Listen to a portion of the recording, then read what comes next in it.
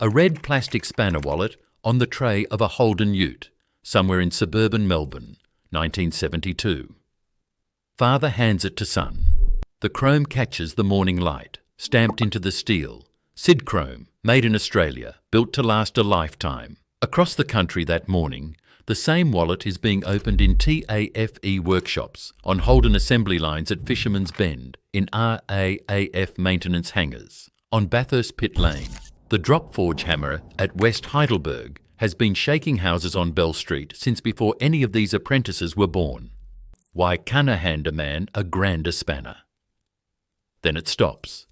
Christmas Eve, 1991.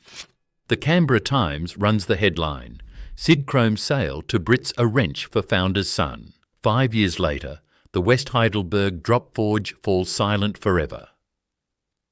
Hit subscribe before we go further. This story is worse than you think. Chapter 1. The Coal Miner's Son. Royston Siddons was born on the 15th of December 1999 in Williamstown on the west side of Port Phillip Bay, the eldest child of an English immigrant miner named Joseph Siddons and a Victorian-born woman named Florence Rees. The family was poor in the specific way mining families were poor in colonial Australia, never quite starving, never quite getting ahead, always one bad week at the pit from disaster. Joseph Siddons tried to escape the mines by starting a carrying business in Melbourne. It failed. Royston was 14 when his father pulled him out of school to help save it. He never went back. The carrying business folded anyway, and the family moved to Wonthaggi, the state coal mine town in South Gippsland, where Royston went underground himself. He worked the state coal mine through his teens and into his 20s. He rose to shift engineer. He studied electrical engineering at night, first at Wonthaggi Technical School, then at Swinburne in Melbourne, the way working-class kids studied engineering in the 1920s, on Tuesday and Thursday evenings after 12 hours below the surface. On the 25th of July 1923, in the Presbyterian Church at Wonthaggi, he married a schoolteacher named Agnes Emily Smith. They would have 2 daughters and 1 son. The son, John Royston Siddons, was born in 1927.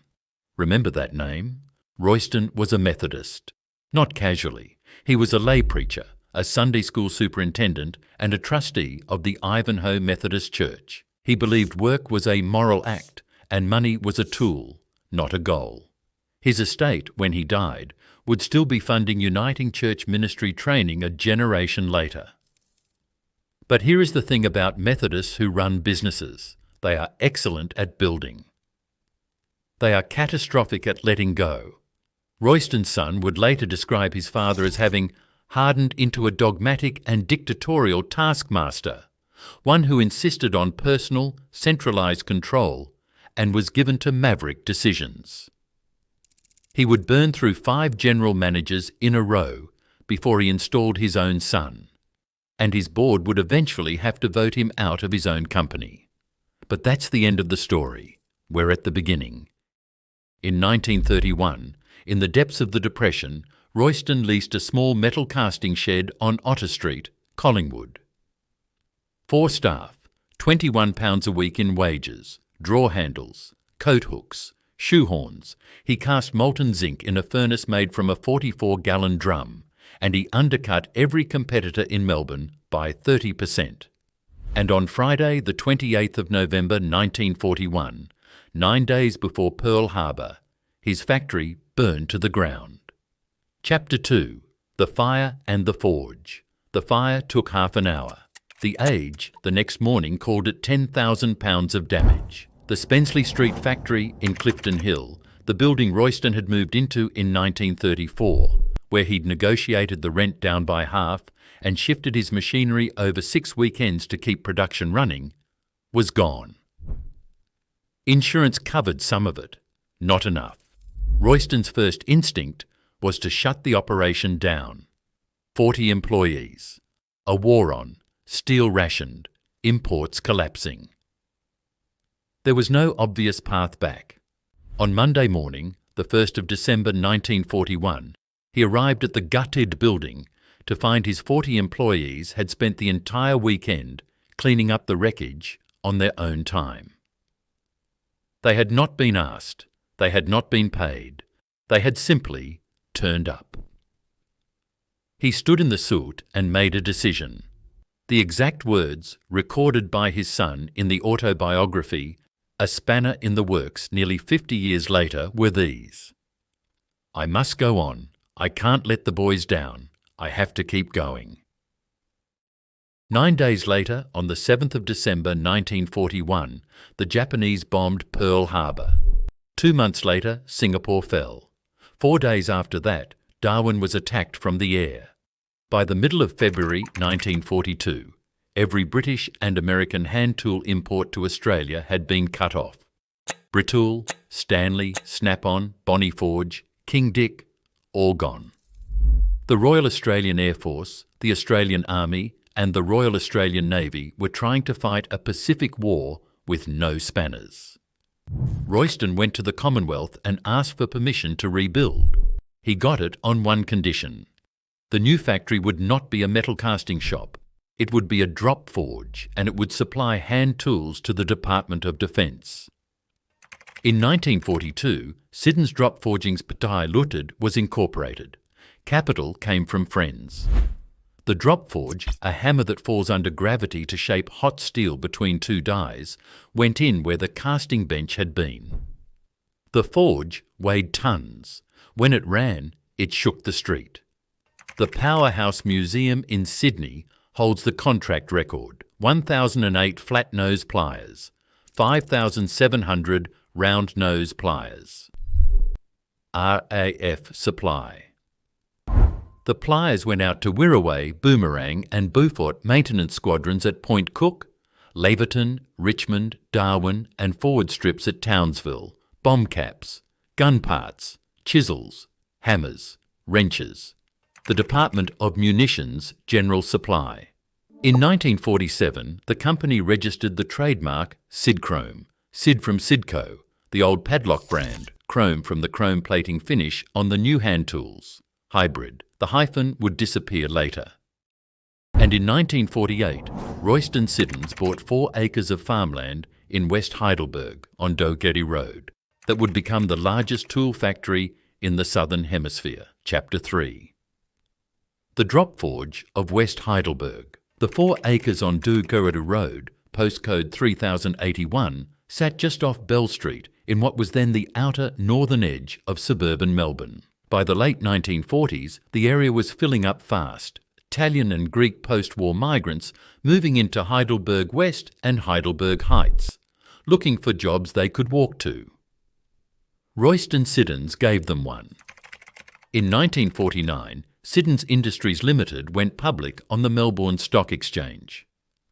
145 employees, 35 toolmakers. The mid-50s brought a holding company restructure, and Siddons Industries became the parent over 4 divisions: Sidchrome hand tools, drop forgings, rolled steel, and a new American import license John had brought back called Ramset. The site doubled in size through the 50s. Between 1953 and 1955, John Siddons, back from a Ramset tour and now general manager, installed a new drop forge and the second steel rolling mill in the country. Australia had built its own forging supply chain on the 4 acres at Dougharty Road, and the country could now make a spanner from raw bar stock to finished chrome plating without importing a single component. Here is what that factory sounded like at dawn. The drop forge hammer would fire up at 5:30 in the morning. A neighbour, decades later, recorded what every kid in West Heidelberg remembered hearing through their bedroom windows. As a kid, I used to wake up to the sound of the drop forge going. Factory was about a mile away in West Heidelberg, a mile away, through brick walls, through 3 suburbs. Inside the factory, at the chrome plating bath, workers were searched on their way out, not because management didn't trust them, because the bath produced the stamp that turned a piece of forged steel into a Sidchrome, and a Sidchrome, by 1955, was already the most counterfeit vulnerable hand tool in Australia. The bath was hot, loud and toxic. The hexavalent chromium it used would later be classified as a Class 1 human carcinogen. In 1955, nobody was measuring. The migrant families came in waves. Italian foremen on the forge, Greek toolmakers in the machine shop, Yugoslav pattern makers. From the late 1970s, Vietnamese workers entered the line, 17 apprentices in training at any one time, school excursions through the foundry. The TAFE kids would watch a ring spanner come off a die set red hot, get plunged in oil, then ride a conveyor through chrome and walk out the door in a red plastic wallet with a lifetime warranty card. By the middle of the 1970s, Sidchrome had subsidiaries in 6 countries, 1,500 employees, a wages bill of 12 million Australian dollars in 1976 currency, a pre-tax profit of 3,600,000 in dividends. By 1976, Sidchrome had 1,500 employees in 6 countries, and the man who built it was about to be deposed by his own son. Chapter 4. The Spanner the Experts Use. If you grew up in a working-class Australian household between 1955 and 1990, your father had a red plastic Sidchrome wallet, open-ended at one end, ring at the other. 4 spanners, sometimes 6, sometimes 10, slotted into elasticized pockets. The wallet smelled of oil and chrome. The first time you held it, you understood, without anyone having to explain it, that this was real work. The wallet was the standard apprentice kit issue at every TAFE in Victoria, every technical school in New South Wales, every Holden apprenticeship at Fisherman's Bend and Elizabeth in South Australia, every Ford apprenticeship at Geelong and Broadmeadows. The Victorian railways use Sidchrome. The New South Wales government railways use Sidchrome. The RAAF never stopped. The wartime supply contract just rolled over and over through the 50s, 60s, 70s. Same factory, same chrome, same warranty. The lifetime warranty was the trick.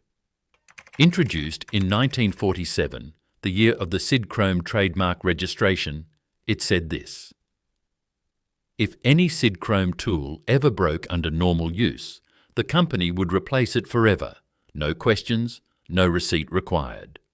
Built to last a lifetime. The marketing line was technically a hedge, but the warranty was real. There are tradesmen alive today using Sidchrome spanners their grandfathers bought in 1955, and if one ever fails, Stanley Black & Decker still has to replace it. But the brand was not built by warranty. The brand was built by Graham Kennedy. In Melbourne, tonight on Channel 9, it was the most watched variety show in Australian television history through the 1960s. Graham Kennedy ran the live-to-air ad reads, and he mercilessly lampooned every advertiser unfortunate enough to buy time on the show. Sidchrome, by accident, gave him gold. Late in the 1950s or early 60s, the date is contested. An advertising agency working on a Sidchrome campaign during one of Royston's overseas trips invented a Scottish accent jingle. You canna hand a man a grander spanner than a Sidchrome, that's the brand the experts use. It was supposed to be sincere. Kennedy turned it into a national catchphrase. He made it dirty. He made it musical. He made it inescapable. Within a year, every kid in Australia could quote it. By the middle of the 60s, Sidchrome was running ads in the Pacific Islands, Southeast Asia, the Middle East, South Africa and the United Kingdom. They sponsored saloon car racer Jim Richards through the 70s, and every Bathurst pit lane shot in that decade had a Sidchrome decal in the frame. Inside the red plastic wallet, every spanner was stamped in cleanly chrome-plated capitals. Sidchrome, made in Australia. That stamp meant something to the man who carried it. Remember the stamp. Every triumph at West Heidelberg cost something, and the cost was hidden in the foundry, in the chrome bath, and in a father who couldn't let go. Chapter 5. The Cost of Chrome. The drop forge ran 3 shifts. The men who worked it could not hear conversation by the time they were 40. The hammer fall, a steel weight dropping from height onto a die holding red-hot bar stock, produced a noise that, by modern workplace health and safety standards, would close the building within a week. In the 1950s, nobody was measuring. The chrome plating bath was worse. Hexavalent chromium, also known as chromium-6, is the chemical Erin Brockovich became famous fighting in California. It is a confirmed human carcinogen, classified as Group 1 by the International Agency for Research on Cancer. From the late 70s onward, exposure standards in Australia tightened sharply. From 1942 to roughly 1980, the men who ran the Sidchrome chrome bath did so with no respirators, no ventilation hoods, no medical monitoring. The cost showed up decades later in the lung cancer and silicosis statistics for retired metalworkers in northern Melbourne, documented retrospectively. Not at the time. The Amalgamated Metalworkers Union, the AMWU, later absorbed into broader manufacturing unions, represented Sidchrome workers from the 1950s. Industrial action through the 1960s and 1970s was constant, normal, expected.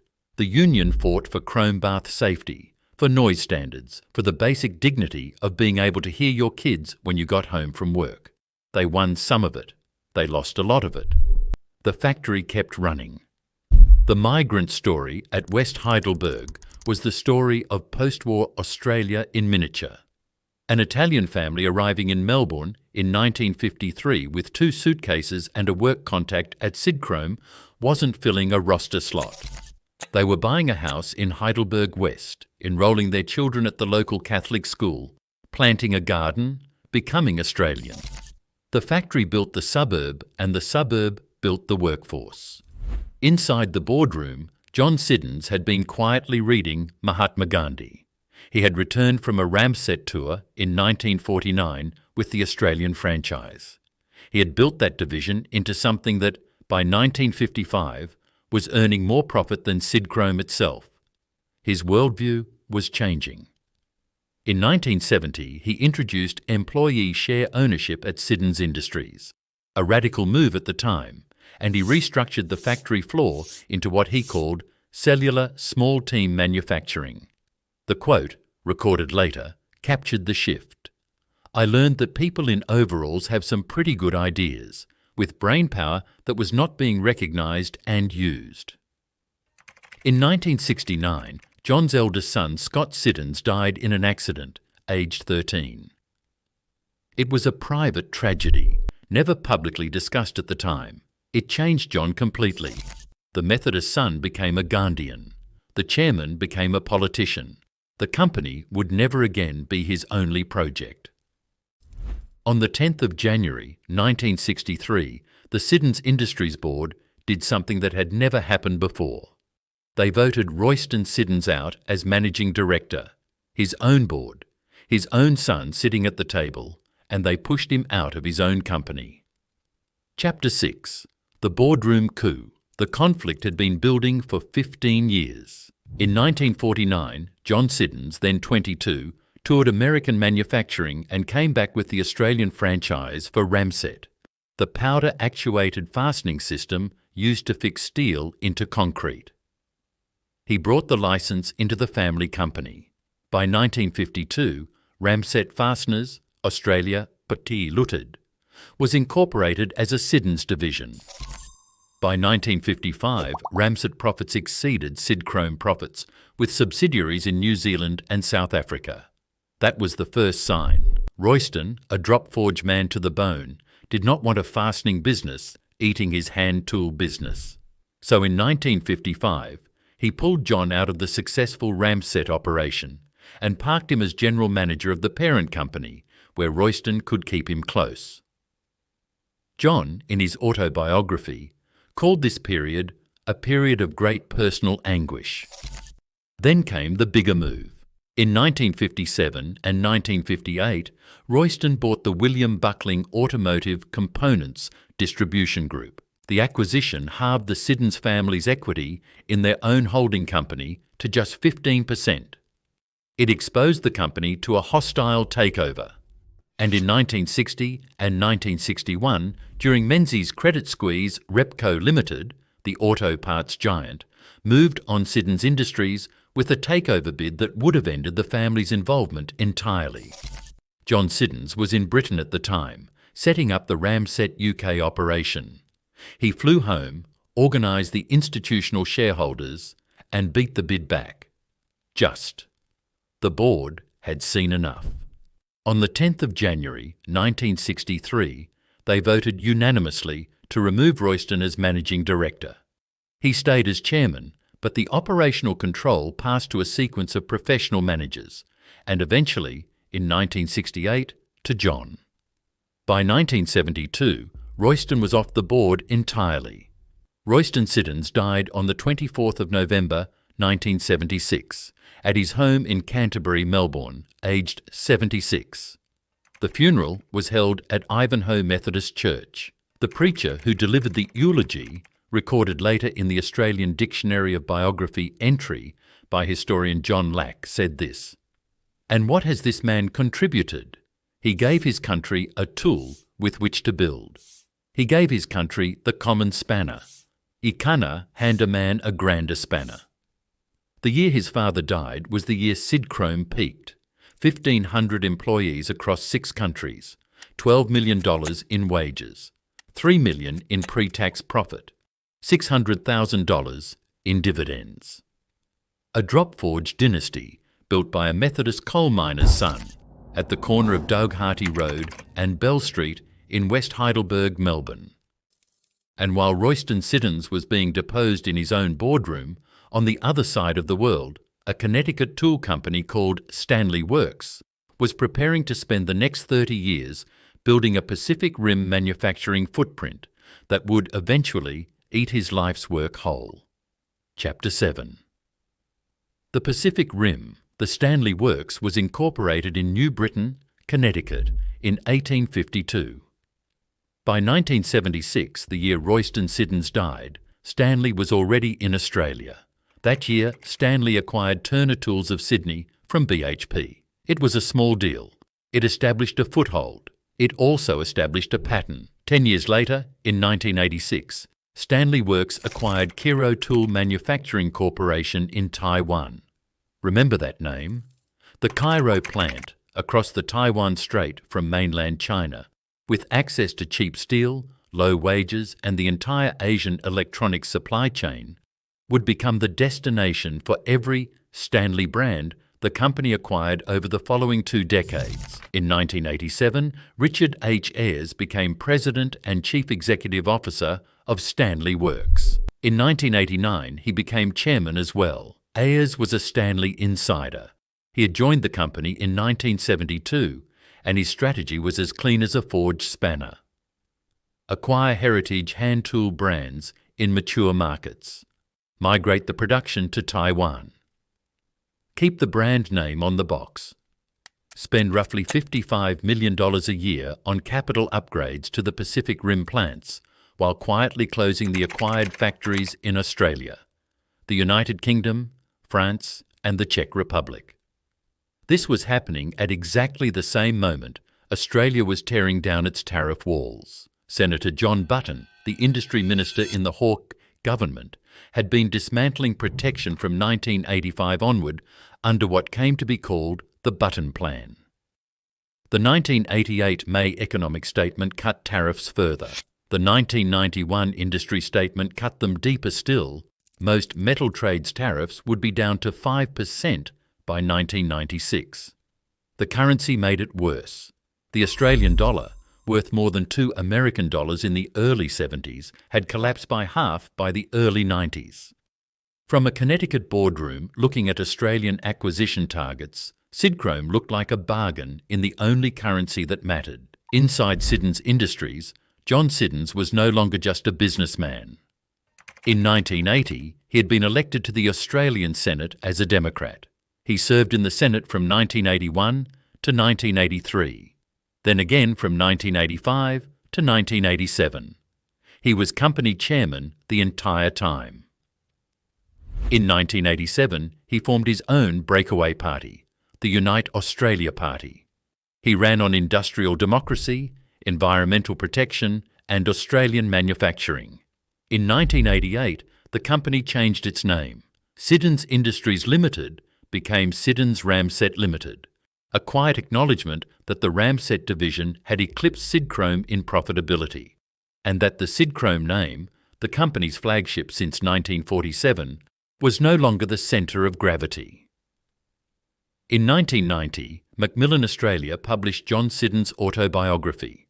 He called it A Spanner in the Works. The book came out in 1990. 1 year later, John Siddons would sign the deal that destroyed everything in it. Chapter 8.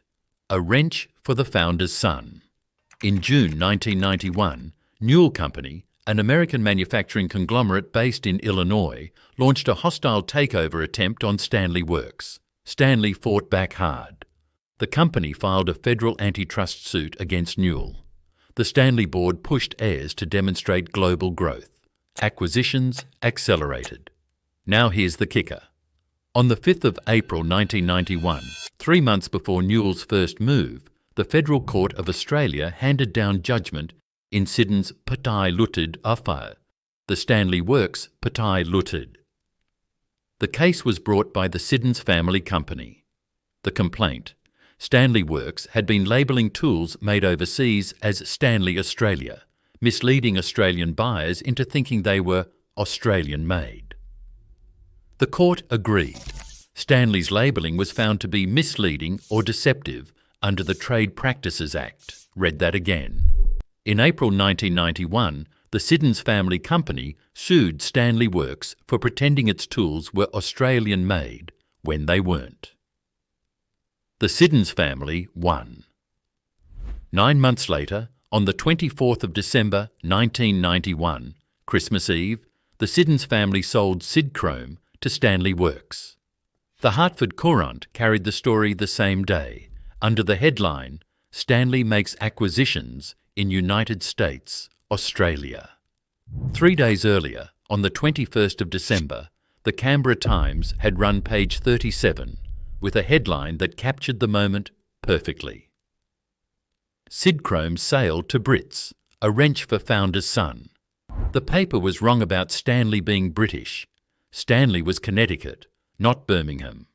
But the wrench was real. The price was undisclosed. The reasoning was financial. John Siddons had spent 30 years trying to keep his family's company viable in a country that no longer wanted to protect its own manufacturing, and he had run out of road. That same Christmas, Stanley Works also acquired Moseley Stone in the United Kingdom and Nerva in France. The next year, Toner A.S. Pecky in the Czech Republic. A clean sweep of the heritage hand tool brands in the Northern Hemisphere and the Southern Hemisphere both, all under Ayres, all destined eventually for the same place. Inside Australian hardware shops, the change began almost immediately. Sidchrome shifters now appeared next to Bachko shifters made in Sweden. Same warranty, different country. Sidchrome screwdrivers in 1993. Packaging looked identical to the 1989 models, but the stamp on the steel had moved from Made in Australia to something quieter. The chrome was the same. The country was draining out.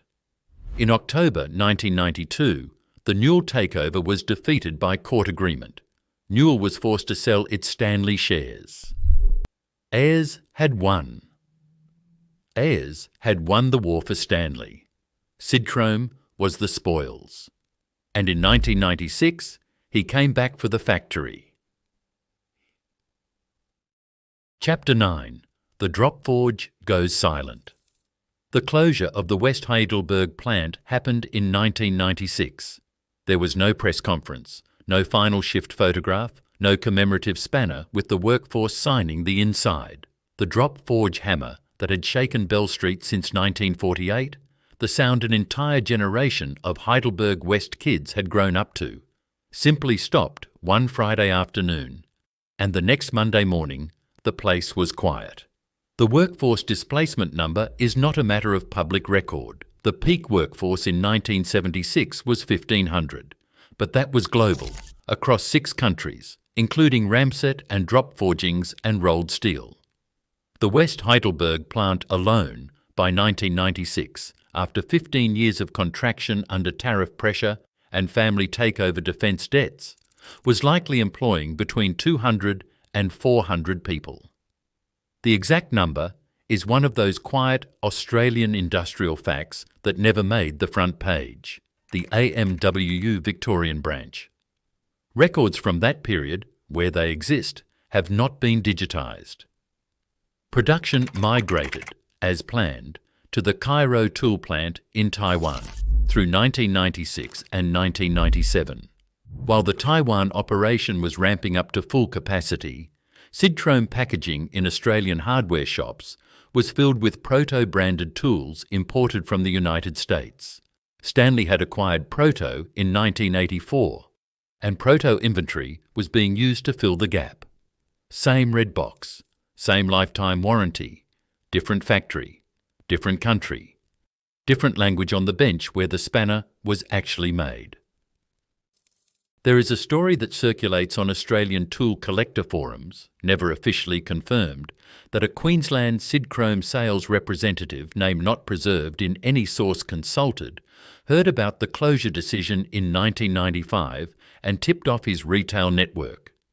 Retailers spent months that year quietly bulk buying every Australian-made socket set they could get their hands on, knowing that what was coming next would be Taiwan stock with the same logo.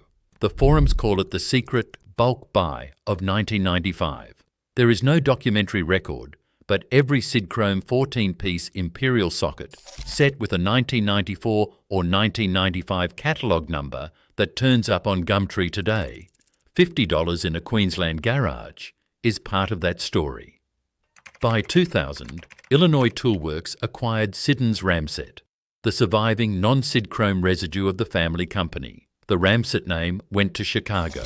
The Hand Tool Preservation Association of Australia confirms that by 2001, Stanley had ceased all manufacture in Australia. On the 12th of March 2010, Stanley Works merged with Black & Decker to form Stanley Black & Decker Inc.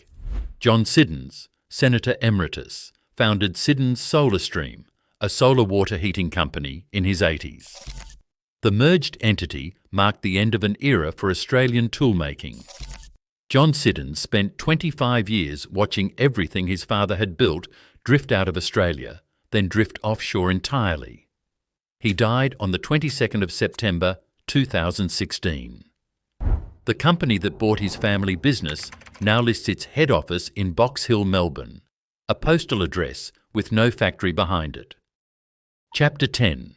The Box Hill Office. The Sidchrome head office today is at Level 2 810 Whitehorse Road, Box Hill, Victoria, postcode 3128. It is a Stanley Black & Decker corporate floor inside a mid-rise commercial building. The plaque in the lobby includes the Sidchrome name. The building does not make tools. It makes spreadsheets, distribution arrangements and warranty processing decisions. The Sidchrome website, in 2026, still carries the line that has run almost unchanged since the early 50s. The Sidchrome brand is an icon in the Australian and New Zealand tool industry, and it is the preferred choice among mechanics in Australia and New Zealand since 1942. Since 1942. Past tense in the present tense.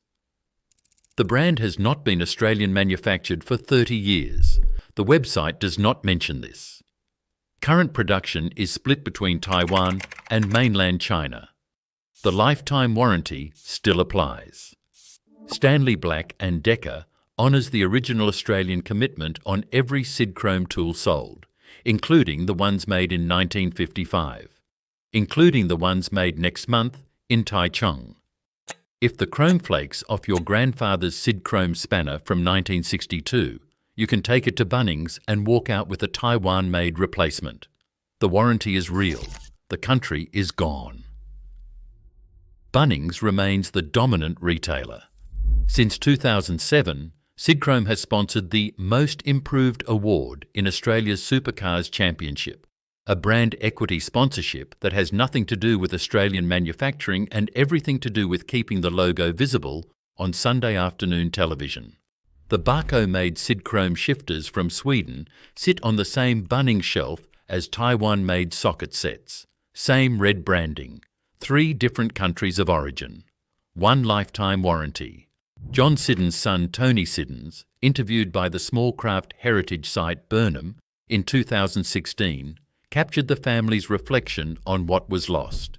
He was talking about restoring his grandfather's wooden dinghies, the boats Royston had sailed on Port Phillip Bay in the 1950s, and the conversation drifted to the family business.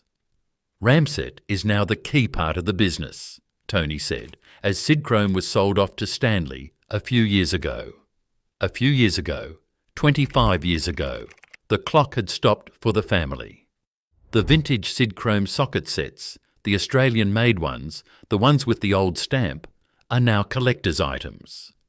$50 on Gumtree for a complete Imperial set in a red plastic wallet. $200 for a 1972 14-piece metric set in original packaging, with the warranty card still inside. The Powerhouse Museum in Sydney holds 2 Sidchrome objects in its collection, a pair of double-ended stepped ring spanners and a half-inch reversible ratchet drive, both manufactured at West Heidelberg between 1966 and 1991. Both in storage, neither on display. Stand on the corner of Dougharty Road and Bell Street in West Heidelberg, Melbourne. Today. Chapter 11. Made in Australia. The 4 acres on the corner of Dougharty Road and Bell Street is a light industrial subdivision now. Number 152, a 460 square metre warehouse on a 615 square metre corner block, was recently leased for $45,000 per year. Number 42 is a similar industrial unit. There is no heritage listing for either. The Victorian Heritage Register has nothing on Dougharty Road. There is no plaque. There is no marker. There is no acknowledgement that the largest tool factory in the Southern Hemisphere operated on this corner for 48 years. Northland Shopping Centre is 4 kilometres west. La Trobe University is 10 minutes north. The drop forge hammer that shook Bell Street for half a century is not a memory anyone in the suburb keeps anymore.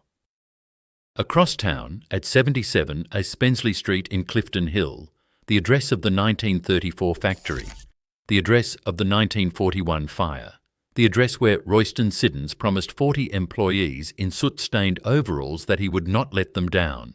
The building has been demolished. Residential units now stand on the lot, accessed off Marshall Place Laneway. Across the street is Flour of Sorrento, a small grocer run by Albert Aiello, whose family has been on the block for decades. In a 2016 community history interview, Aiello mentioned, almost in passing, that he remembered the Sidchrome toolbox factory that used to sit across the street. That is the entirety of the local memory. One grocer, one sentence. Lesson 1.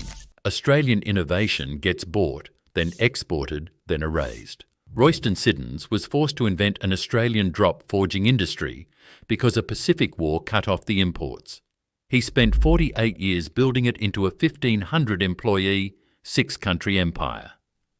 In 9 months in 1991, his son sued the American competitor for fake Australian-made labelling, and then sold the genuine Australian-made flagship to that same defeated American competitor. 5 years later, the Americans closed the factory. The brand survived. The country didn't. The lifetime warranty still applies. The Sidchrome name still sells tools in Bunnings. But the steel is forged in Taichung, the chrome is plated in mainland China, and the workforce that knew how to do all of it died with the suburb that fed them. Lesson 2. Tariff protection is a foundation, not a crutch. Sidchrome was a Commonwealth wartime creation. It survived for 48 years on Australian Industries Assistance Commission protection, on the Bounty Framework, and on the cultural loyalty of every TAFE apprentice with a red plastic wallet. The Hawke and Keating tariff cuts under the Button Plan, accelerated through the 1988 May Economic Statement and the 1991 Industry Statement, removed the structural protection from a company already weakened by family takeover defence debts. The economists in Canberra called it rationalisation. The workers in West Heidelberg called it abandonment. Both were right. The country could not sustain a hand tool industry against Taiwan steel without protection, and the country also could not sustain a metal trades culture without that industry. We chose one outcome. We got the other one too. Lesson 3. The brand is the asset, the factory is the cost. Richard H. Ayres, sitting in Connecticut in 1991 fending off a hostile takeover from Newell Company, did not need a Melbourne drop forge. He needed the word Sidchrome on a box. The brand goes on Taiwan-made tools sold in Bunnings, the factory is gone, and the warranty is honoured by an importer. Every Australian manufacturing acquisition by a foreign owner has run this exact playbook, from Holden to Toyota to Cadbury to Ansell.